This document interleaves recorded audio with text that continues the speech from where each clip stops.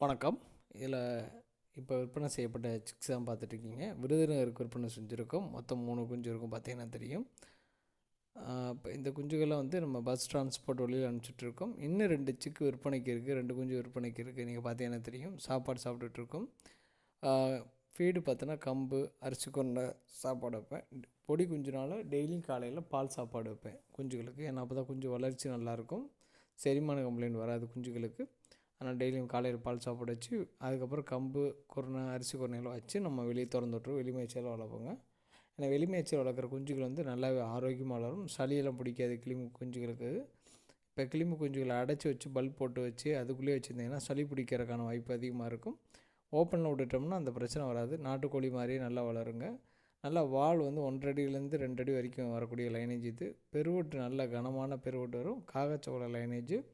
தலைமூக்கு நல்ல கழுத்து ஏற்றமான கழுத்தில் வரும். கால் கனம் வரக்கூடிய லைனேஜுங்க இந்த ப்ரீடு. நீங்கள் பார்த்துட்ருக்குது நல்லா தெளிவாக வரும்.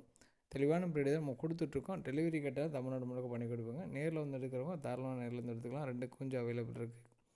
திண்டுக்கல் மாவட்டம், கோயிலூர் லொக்கேஷன். பார்த்தீங்கன்னா தெரியும். இப்போ இறை சாப்பிட்டு வெளியே திறந்து விட்ருவீங்க. அப்புறம் ஃபுல்லாக வெளி மேய்ச்சலில் தான் இருக்கும். நன்றி, வணக்கம்.